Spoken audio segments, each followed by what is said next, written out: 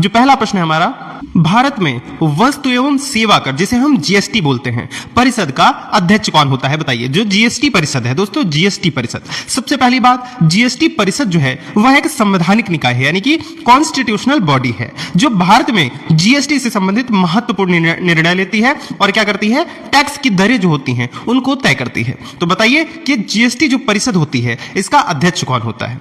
दोस्तों जो जीएसटी परिषद है उसका अध्यक्ष होता है केंद्रीय वित्त मंत्री। दोस्तों कौन होता है, केंद्रीय वित्त मंत्री होता है। दोस्तों इसी के साथ आप लोग कमेंट करके बता दीजिए इस टाइम केंद्रीय वित्त मंत्री कौन है।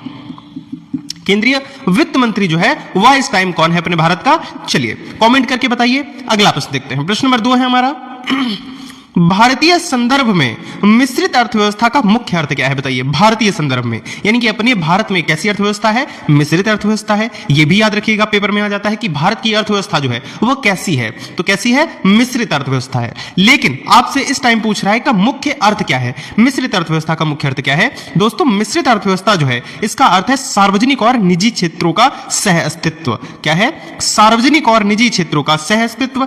इसका क्या मतलब है दोस्तों, सार्वजनिक यानी कि जो सरकारी होती हैं और निजी यानी कि जो प्राइवेट होती हैं, इन दोनों के कॉम्बिनेशन से जो सरकार हमारी बनती है, अर्थव्यवस्थाओं की जो निर्णय होते हैं वो इन दोनों के सहयोग से बनते हैं। ये मेनली इसका कहना है। तो हमारी जो अर्थव्यवस्था, मिश्रित अर्थव्यवस्था का अर्थ क्या होगा कि सार्वजनिक और निजी क्षेत्रों का सह अस्तित्व। याद रखिएगा, इंपॉर्टेंट प्रश्न है। चलिए अगला प्रश्न हमारा, प्रश्न नंबर 3, भारत में राष्ट्रीय आय, नेशनल इनकम की गणना मुख्य रूप से किस संस्था द्वारा की जाती है बताइए। किस संस्था द्वारा की जाती है राष्ट्रीय आय, नेशनल इनकम की गणना, आपसे पूछ रहा है बताइए। इंपॉर्टेंट प्रश्न है दोस्तों, बताइए किस जो संस्था है उसके द्वारा राष्ट्रीय आय का जो गणना है राष्ट्रीय आय की वो की जाती है बताइए। दोस्तों वह की जाती है राष्ट्रीय सांख्यिकी कार्यालय यानी कि एनएसओ के द्वारा। किसके द्वारा, एनएसओ यानी कि राष्ट्रीय सांख्यिकी कार्यालय। दोस्तों भारत में राष्ट्रीय आय और जीडीपी के आंकड़ों की जो जानकारी है या जारी करने की जिम्मेदारी है वह किसकी थी, पहले थी सीएसओ की। सीएसओ मतलब केंद्रीय सांख्यिकी संगठन की। लेकिन अब क्या हुआ है, सीएसओ और एनएसएसओ को मिलाकर, इन दोनों को मिलाकर क्या बना दिया गया है, एनएसओ यानी कि राष्ट्रीय सांख्यिकी कार्यालय। और अब राष्ट्रीय आय यानी कि नेशनल इनकम की गणना जो है वह कौन कर रहा है, तो राष्ट्रीय सांख्यिकी कार्यालय एनएसओ। पहले कौन करता था, सीएसओ। याद रखिएगा, इंपॉर्टेंट प्रश्न हो सकता है। चलिए अगला प्रश्न हमारा, प्रश्न नंबर 4, भारतीय रिजर्व बैंक आरबीआई का राष्ट्रीयकरण जो है वह किस वर्ष किया गया था बताइए। इंपॉर्टेंट प्रश्न है, कई बार परीक्षा में पूछा भी जा चुका है। जो राष्ट्रीय रिजर्व बैंक यानी कि भारतीय रिजर्व बैंक है जिसको हम आरबीआई बोलते हैं, रिजर्व बैंक ऑफ इंडिया, का राष्ट्रीयकरण किस वर्ष किया गया था। तो दोस्तों जो हमारी रिजर्व बैंक है उसका राष्ट्रीयकरण की बात अगर करें तो वो किया गया था 1949 में। कब किया गया था, 1949 में। याद रखिएगा, इंपॉर्टेंट प्रश्न है। चलिए अगला प्रश्न हमारा, प्रश्न नंबर 5, भारत में जीएसटी वस्तु एवं सेवा कर, जो जीएसटी है उसका मतलब क्या है, वस्तु एवं सेवा कर का मुख्य अर्थ क्या है और इसे किस प्रकार के कर के रूप में जाना जाता है बताइए। किस प्रकार के कर के रूप में जाना जाता है, मेनली आपसे पूछ रहा है कि यह अप्रत्यक्ष कर है या प्रत्यक्ष कर है, यह आपको बताना है। तो दोस्तों जो हमारा जीएसटी है, वस्तु एवं सेवा कर, यह कैसा कर है, यह एक अप्रत्यक्ष कर है। कैसा, इनडायरेक्ट टैक्स, अप्रत्यक्ष कर है, जिसने कई पुराने करों की जगह ली है। कई पुराने कर कौन कौन से, जैसे वैट था और एक्साइज ड्यूटी थी और लग्जरी टैक्स जो होते थे, उन सब को खत्म करके एक नई यानी कि कंबाइंड जो है तरीके से एक कर की व्यवस्था बनाई गई जो हम जीएसटी जिसे हम बोलते हैं। और यह कैसा कर है, अप्रत्यक्ष कर है। यह हमारे जो अंतिम बिक्री यानी कि लास्ट में जब हम कोई चीज खरीदते हैं उस पर लगता है। याद रखिएगा, इंपॉर्टेंट प्रश्न हो सकता है।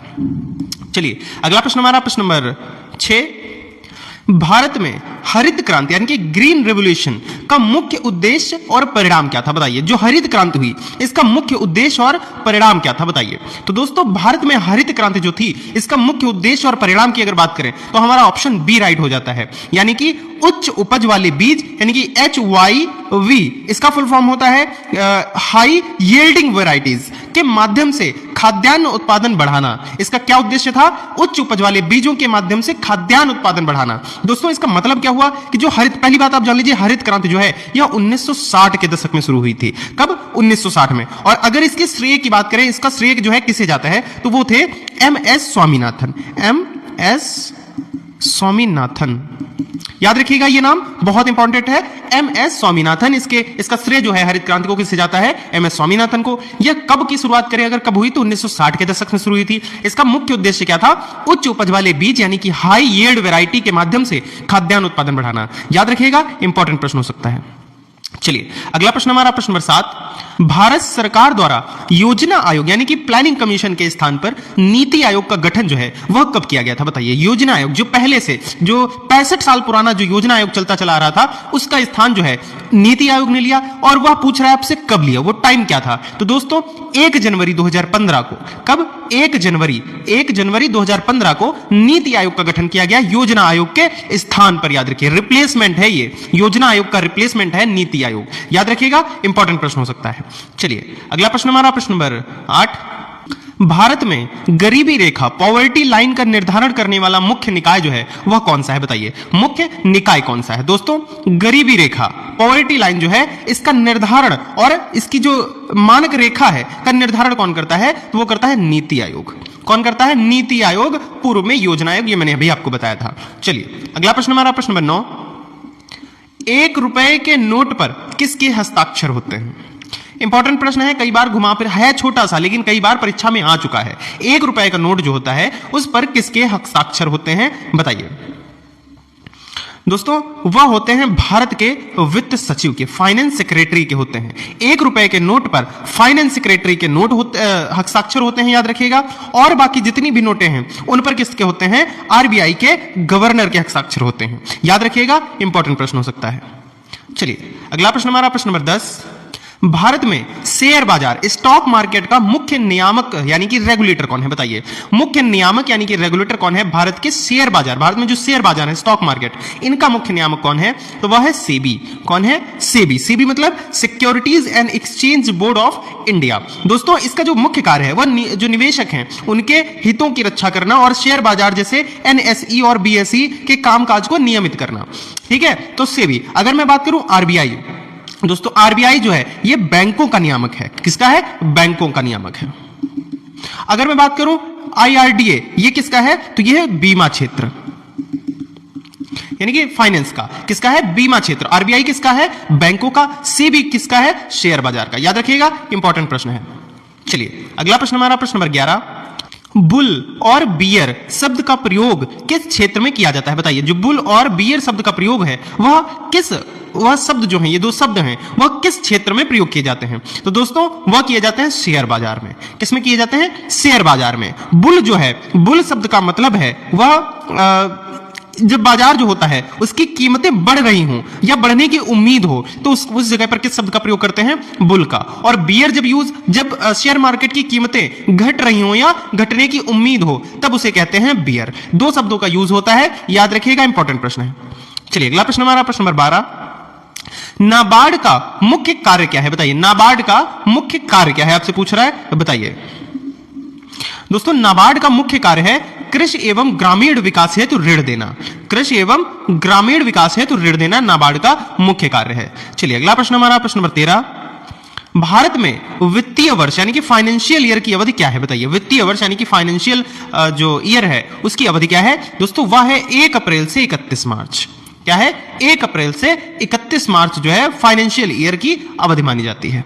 चलिए अगला प्रश्न हमारा प्रश्न नंबर 14। भारत की पहली पंचवर्षीय योजना जो कि 1951 से 1956 तक चली किस मॉडल पर आधारित थी? बताइए किस मॉडल पर आधारित थी? तो दोस्तों वह थी Herod Domar model.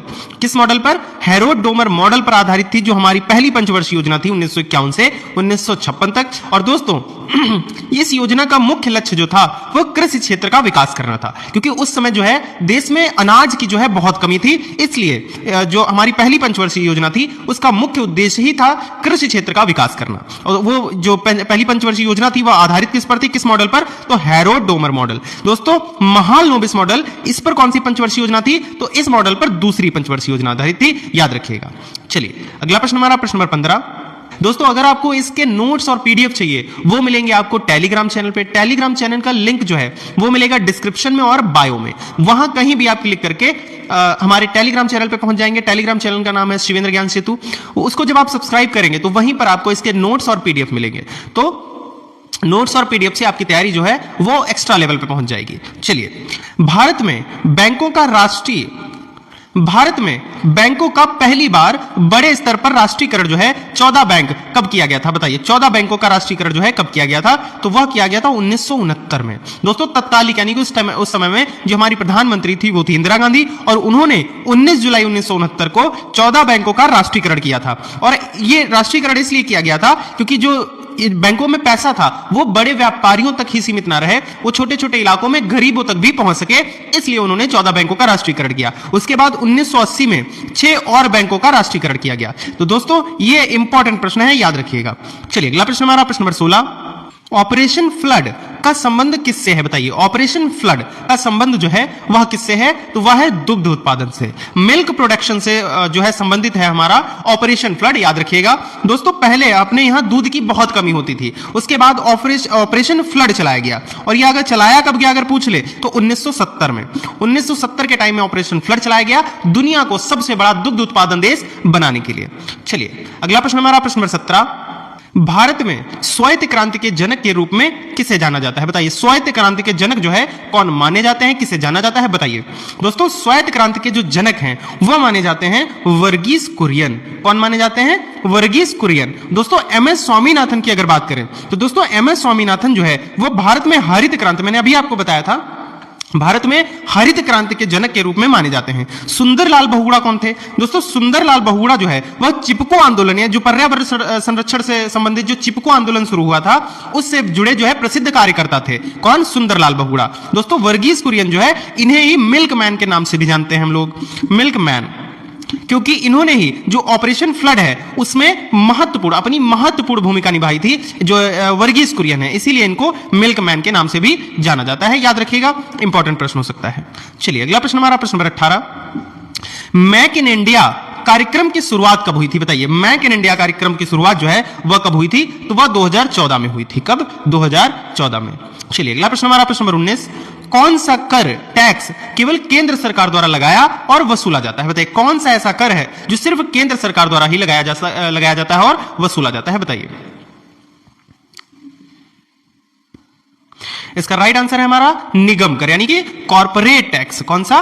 Corporate tax, निगम कर ही सिर्फ केवल सरकार द्वारा लगाया जाता है, केंद्र सरकार द्वारा लगाया और वसूला जाता है, याद रखिएगा, इंपॉर्टेंट प्रश्न हो सकता है। चलिए अगला प्रश्न हमारा प्रश्न नंबर 20, भारतीय अर्थव्यवस्था का कौन सा क्षेत्र सेवा क्षेत्र यानी कि सर्विस सेक्टर के नाम से भी जाना जाता है? बताइए दोस्तों, मोस्ट इंपॉर्टेंट प्रश्न है आपके लिए, और ये आपकी परीक्षा में इसमें से एक प्रश्न जो है आपकी परीक्षा में आ भी सकता है। दोस्तों भारतीय अर्थव्यवस्था के क्षेत्रों में मुख्य 3 रूप हैं, एक प्राथमिक क्षेत्र, दूसरा है द्वितीयक क्षेत्र, और तीसरा है हमारा तृतीयक। दोस्तों अगर हम बात करें प्राथमिक क्षेत्र की, प्राथमिक क्षेत्र में क्या आता है? जैसे कि कृषि, सबसे बड़ा महत्वपूर्ण कृषि, वानिकी, मछली पालन यानी कि कच्चा माल, और द्वितीय क्षेत्र में क्या आता है? फैक्ट्री और निर्माण, यानी कि जो विनिर्माण जिसे हम बोलते हैं, विनिर्माण और उद्योग यानी कि बिजनेस, किसमें आता है? द्वितीय क्षेत्र में। और तृतीय क्षेत्र जो है इसी में जो है सेवा क्षेत्र, जो हमारा इसमें पूछा गया है सेवा क्षेत्र, वो किसमें आता है? तृतीय क्षेत्र में आता है। और सेवा क्षेत्र में मतलब बैंकिंग हुई, शिक्षा, स्वास्थ्य, आईटी, पर्यटन और परिवहन जैसी सेवाएं शामिल हैं, किसमें? तृतीय क्षेत्र में, सेवा क्षेत्र में। तो सेवा क्षेत्र, ये सेवा क्षेत्र मोस्ट इंपॉर्टेंट है, सेवा क्षेत्र। और हमारा जो कृषि क्षेत्र आता है, कृषि किसमें आता है? प्राथमिक क्षेत्र में। तो याद रखिएगा, मोस्ट इंपॉर्टेंट प्रश्न है। दोस्तों इसी प्रश्न के लिए एक लाइक कर दीजिएगा, चैनल पे अगर आप नए हैं तो फिर से बोलना पड़ रहा है, चैनल को सब्सक्राइब भी कर लीजिएगा। चलिए अगला प्रश्न हमारा प्रश्न नंबर 21, नीली क्रांति, ब्लू रेवोल्यूशन किससे संबंधित है? बताइए ब्लू रेवोल्यूशन, नीली क्रांति जो है वह किससे संबंधित है? दोस्तों कभी अगर आप भूल जाएं तो नीली क्रांति याद रखिए, नीली मतलब नीला पानी, पानी में क्या? मछली, मछली मतलब मत्स्य यानी कि मछली उत्पादन से संबंधित है हमारी नीली क्रांति। कैसी? और नीली क्रांति दोस्तों। और ये 7वीं पंचवर्षीय योजना जो हमारी 1985 से 1990 के बीच में चली थी, उसका मुख्य लक्ष्य था मछली उत्पादन यानी कि नीली क्रांति से। तो याद रखिएगा, इंपॉर्टेंट है। और अगर आपसे कभी पूछ ले कि इसके जनक कौन माने जाते हैं, तो डॉक्टर हीरालाल चौधरी और डॉक्टर अरुण कृष्णन को भारत में नीली क्रांति का जनक भी माना जाता है, याद रखिएगा। चलिए अगला प्रश्न हमारा प्रश्न नंबर 22, भारत में नई आर्थिक नीति एलपीजी मॉडल किस वर्ष लागू की गई थी? बताइए दोस्तों, मोस्ट इंपॉर्टेंट प्रश्न है और ये अपने आप में एक टॉपिक है, इस पर कभी एक फुल वीडियो लाने का मन है और बहुत अच्छी चीज है दोस्तों। एलपीजी मॉडल 1991 में, कब 1991 में जो है भारत एक गंभीर आर्थिक संकट से गुजर रहा था, पैसे नहीं थे हमारे पास, विदेशी मुद्रा की कमी थी, से जूझ रहा था। तब क्या हुआ, तत्कालीन प्रधानमंत्री जो थे पीवी नरसिम्हा राव, 1991 में पीवी नरसिम्हा राव, और वित्त मंत्री हमारे डॉक्टर मनमोहन सिंह थे, उन्होंने क्या किया, एलपीजी मॉडल जो है उसे प्रस्तुत किया, पेश किया। एलपीजी मतलब है एल पी और जी। एल का फुल फॉर्म होता है लेबरलाइजेशन, यानी कि उदारीकरण, व्यापार नियमों में ढील करना इसका मतलब है, और पी का मतलब है प्राइवेटाइजेशन, यानी कि निजीकरण, सरकारी क्षेत्रों में निजी निवेशों को बढ़ावा देना, और जी का मतलब हमारा क्या है, जी का मतलब है ग्लोबलाइजेशन, यानी कि वैश्वीकरण, भारतीय अर्थव्यवस्था को दुनिया के साथ जोड़ना। तो दोस्तों क्या है, ये जो मॉडल है ये किसने पेश किया अगर पूछ ले तो जो प्रधानमंत्री थे पीवी नरसिम्हा राव, और वित्त मंत्री उस टाइम के डॉक्टर मनमोहन सिंह, उन्होंने एलपीजी मॉडल प्रस्तुत किया। और पूछ ले कब प्रस्तुत किया, जैसे कि ये प्रश्न है किस वर्ष लागू किया गया, तो वो कब है, 1991 में। याद रखिएगा, भारत जो है उस टाइम क्या हो रहा था, आर्थिक समस्याओं से जूझ रहा था, आर्थिक संकट था भारत में, विदेशी मुद्राएं नहीं थी हमारे भारत में। तो याद रखिएगा, मोस्ट इंपॉर्टेंट प्रश्न है। चलिए अगला प्रश्न हमारा, प्रश्न नंबर 23, मानव विकास सूचकांक ह्यूमन डेवलपमेंट इंडेक्स कौन जारी करता है, बताइए। जो मानव विकास सूचकांक है वह कौन जारी करता है, तो वह करता है यूएनडीपी। कौन करता है, यूएनडीपी। दोस्तों यूएनडीपी का अगर फुल फॉर्म बात करें तो संयुक्त राष्ट्र विकास कार्यक्रम, हर साल जो है मानव विकास रिपोर्ट जारी करती है यूएनडीपी, संयुक्त राष्ट्र विकास कार्यक्रम। चलिए अगला प्रश्न हमारा, प्रश्न नंबर 24, भारत का सबसे बड़ा सार्वजनिक क्षेत्र का बैंक कौन सा है, बताइए। सबसे बड़ा सार्वजनिक क्षेत्र का बैंक कौन सा है, बताइए। यह है हमारा SBI, state bank of India, भारतीय स्टेट बैंक। याद रखिएगा, इंपॉर्टेंट प्रश्न हो सकता है, सबसे बड़ा सार्वजनिक क्षेत्र का बैंक है। चलिए अगला प्रश्न हमारा, प्रश्न नंबर 25, किस पंचवर्षीय योजना में गरीबी हटाओ का नारा जो है वह दिया गया था, किस पंचवर्षीय योजना के दौरान, बताइए। गरीबी हटाओ का नारा दिया गया था, तो वह थी हमारी 5वीं पंचवर्षीय योजना।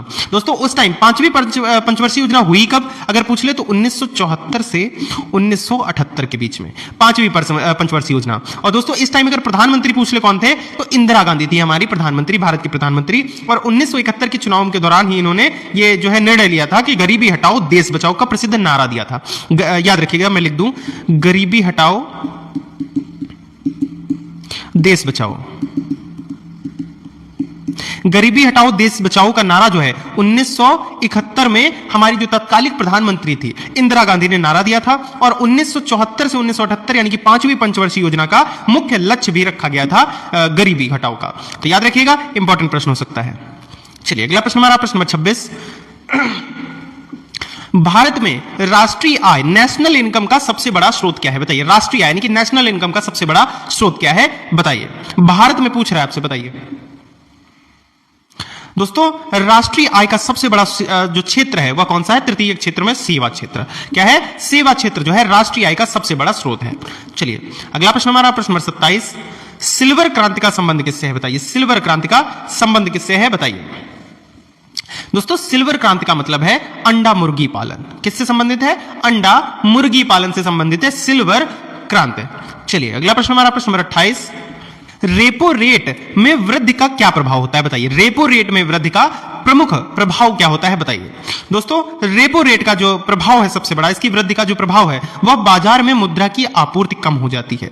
दोस्तों कैसे कम होती है अगर मैं आपको बताऊं, दोस्तों रेपो रेट है क्या, जब आरबीआई जो है reserve bank of India repo rate बढ़ाता है तो बैंकों के लिए पैसा उधार लेना महंगा हो जाता है। सबसे पहले आप ये समझिए, जो रेपो रेट है वह दर है जिस पर आरबीआई जो है वो बैंकों को पैसा उधार देती है। बैंक भी पैसे उधार लेते हैं, किससे, आरबीआई से लेते हैं। तो याद रखिएगा, आरबीआई जो है वह रेट बढ़ा देता है, बैंकों के लिए जो पैसा उधार लेती है महंगा हो जाता है, महंगा कर देता है ना उसका। तो क्या होता है, इसका असर जो है वह बैंकों के ग्राहकों पर भी पड़ता है। कैसे पड़ता है, जब भैया हमने ही कोई चीज जो है किसी से महंगे रेट पर ली है तो हम भी तो उसको महंगे रेट पर बेचेंगे। तो बैंक क्या करते हैं, ग्राहकों के ब्याज की जो दरें हैं वो बढ़ा देते हैं। तो इससे क्या है, जो महंगाई जो है वो क्या है, लोन लेना वो महंगा हो जाता है, जो हमारी ब्याज दरें हैं वो महंगी हो जाती हैं और बाजार में मुद्रा की आपूर्ति जो है वह कम हो जाती है। चलिए अगला प्रश्न हमारा, प्रश्न नंबर 29, जीएसटी परिषद का अध्यक्ष कौन होता है? दोस्तों रिपीटेड प्रश्न हो गया है, जीएसटी परिषद का अध्यक्ष कौन होता है? आप लोग कमेंट करके बता दो, मैंने अभी आपको बताया था। चलिए अगला प्रश्न हमारा प्रश्न नंबर 30।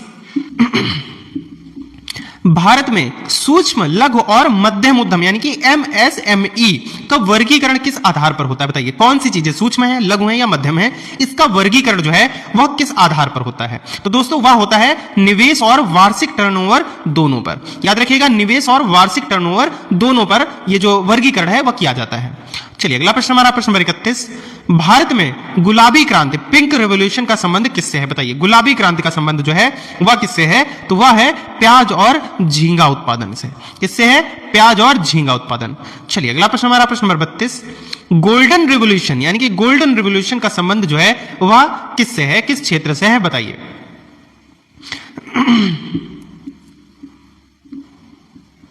दोस्तों गोल्डन रेवोल्यूशन जो है वह है बागवानी और शहद से। किससे? शहद कैसा होता है? गोल्डन कलर का होता है। तो किससे है गोल्डन रेवोल्यूशन जो हमारा? वो बागवानी और शहद से है। चलिए अगला प्रश्न हमारा प्रश्न नंबर 33। किस संस्था को विश्व बैंक यानी कि वर्ल्ड बैंक के नाम से भी जाना जाता है? बताइए किस संस्था को? दोस्तों विश्व बैंक सुनते ही हमको लगता है कोई एक बैंक होगी दुनिया की, तो ऐसा नहीं है। ऐसी कोई एक बैंक नहीं है, बल्कि विश्व बैंक जो है यह एक 5 संस्थाओं का एक समूह है, जिसमें सबसे मुख्य जो है वह है IBRD। इसलिए इसको इस IBRD के नाम से भी जाना जाता है। याद रखिएगा IMF क्या है? दोस्तों अंतरराष्ट्रीय मुद्रा कोष। अंतरराष्ट्रीय मुद्रा कोष। IMF क्या है? अंतरराष्ट्रीय मुद्रा कोष। WTO क्या है? विश्व व्यापार संगठन।